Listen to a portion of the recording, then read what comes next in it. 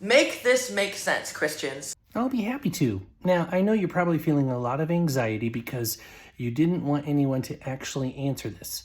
I know because you had the stitches turned off, you had the duets turned off, and you also had the comments turned off from the moment you posted it. So I don't think you actually wanted an answer, but I want to reassure you, I'm going to be respectful and give you an answer. And if you haven't blocked me already, I want to at least thank you for the opportunity, because in tagging you in this video, it's going to go out to your followers as well, so at least they get to hear the answer.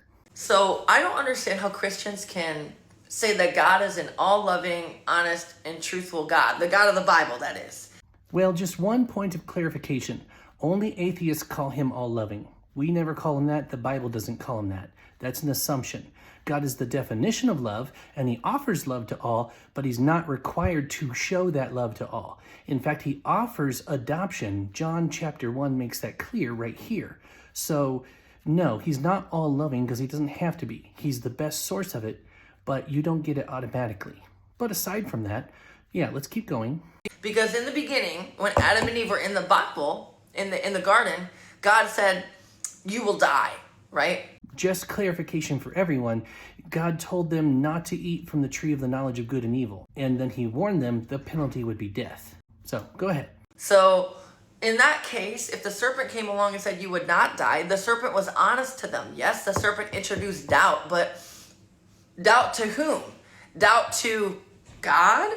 Or maybe a lower frequency Gnostic God? The archons, something. Well, so here's the thing I think you're missing. I know you think you have a gotcha, but you really don't. The problem is you're still giving it the credibility to say that there is a God and there is a devil. So if you believe it that there is a God and there is a devil, why aren't you believing what it says about them? But aside from that, God didn't lie. There was another tree in that garden, the tree of life. They had access to that. That is what prolonged their life. The moment they were banished from the garden is the moment they began to die. God didn't lie. He didn't say you will die that very second. In the original language, it's basically saying that's when your life starts to end. He didn't lie. Satan did. Satan said you will not die. So let me ask you one simple question.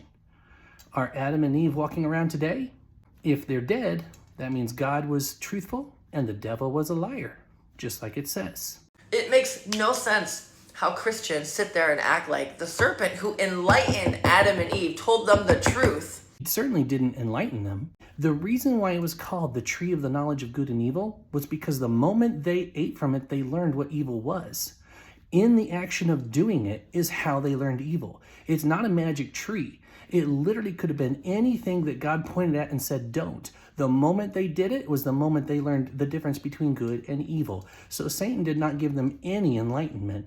He just pushed them towards doing it themselves.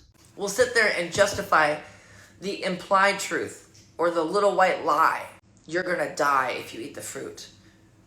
That's not even the case, and that's now nowhere anywhere but true.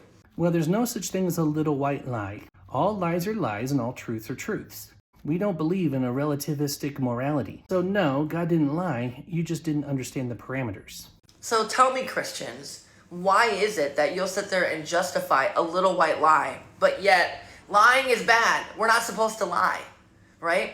Again, because it wasn't a lie. You want it to be a lie because you want to discredit the God that you hate so much. And I know that you do, and I know you feel like you have justifiable reasons for hating him. But the truth is he's been nothing but honest and good and truthful. And if you have to twist what it says or what we teach about our own religion in order to make your point, you're only showing that you're fighting against him for your own personal reasons. Because I have to ask, do you fight against Muslims and Hindus with such fervency? Or just the Christian God? It would make more sense that the serpent introduced doubt. So the thing of it is, even if he's introducing doubt, he still has to lie about God to create that doubt. Doubt is not based on truth unless you're already believing a lie. So no matter what, a lie has to be present.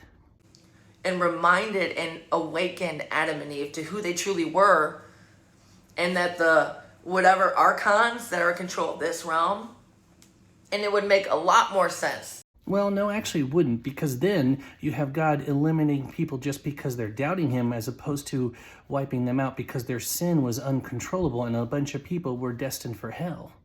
See, God in his graciousness did not want a tidal wave of people just constantly going to hell forever. He stopped it so they would stop procreating. God doesn't have to silence doubters because eventually they will answer for their doubts and for their critiques that they know that involved half-truths or bald-faced lies. That because humanity or Adam and Eve for that time refused to, then the flood came. That would make more sense. That whoever's in control of this domain, this realm, is not the source of all that is. It's clear that there is a earth and that a fabricated system on top of it.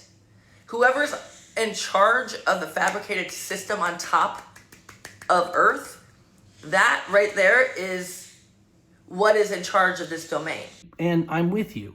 See, we would view that fabricated system that's on top of the earth, metaphorically speaking, as the spirit realm. The spirit realm is more real than the earthly realm. God is the creator of all things, both the physical and the spiritual. So he is the ruler of that realm. So my question is, if you believe that's true, why aren't you taking his word for it? What evidence do you have to the contrary? I've already proven how he didn't lie. So you'll have to come up with a different excuse as to why you're going to choose not to believe him. But it won't be based off of evidence. You're going to be looking for evidence to back up what you've already decided. It's not the creator and the source of all that is.